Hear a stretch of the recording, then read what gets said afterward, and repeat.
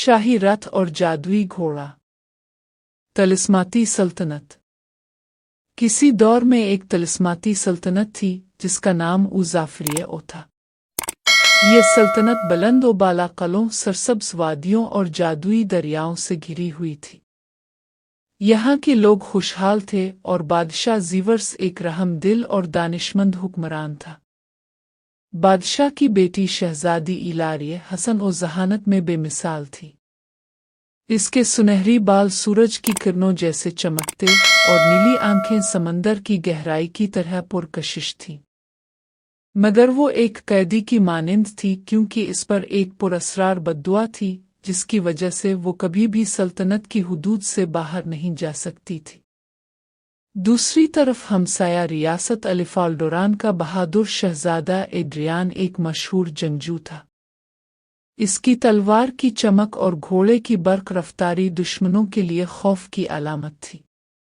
एक दिन जब वो ज़ाफरिया के किले में मेहमान के तौर पर आया तो पहली बार शहजादी इलारिया से मिला।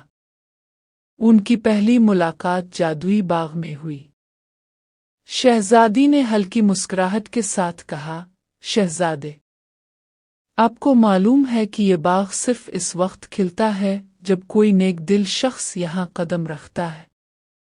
शहजादा एड्रियान मुस्कुराया, शायद ये इसलिए खुला है कि मेरी तकदीर यहाँ लिखी गई है। दोनों की दोस्ती मोहब्बत में बदलने लगी, मगर बद्दुआ की दीवार अब भी उनके बीच हाइल थी। एक रात जब चांदनी हर चीज पर चमक रही थी, शहजादी के ख्वाब में एक पुरअसरार बूढ़ा आया और कहा, बद्दुआ का तोड़ जादुई घोड़े में है जो बादलों से भी तेज दौड़ता है। अगर कोई इसे हासिल कर ले तो वो तुम्हें इस कैद से आज़ाद कर सकता है। जब शहजादा एड्रियान को ये बात मालूम हुई तो इसने फौरन अज़्म किया कि वो जादुई घोड़ा तलाश करेगा।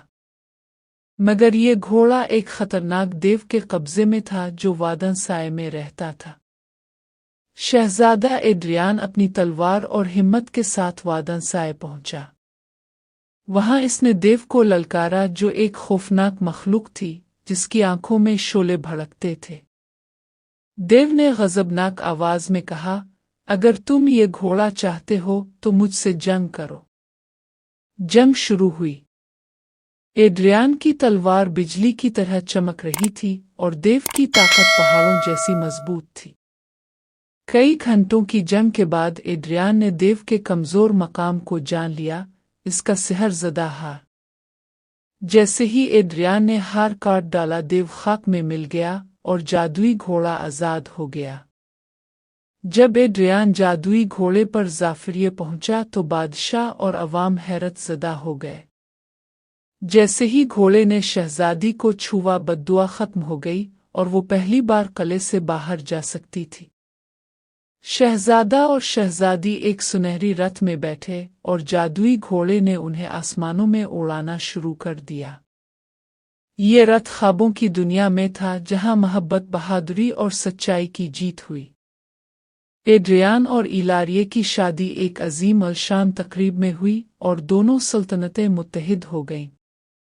ज़ाफरिया और अलिफाल्डोरान में खुशियों की बारिश होने लगी और जादुई घोड़ा हमेशा के लिए शाही अस्तबल में रहा, जहां इसकी कहानियां नस्ल दर नस्ल सुनाई जाने लगी। यूं बहादुरी, मोहब्बत और सच्चाई की ये कहानी अमर हो गई।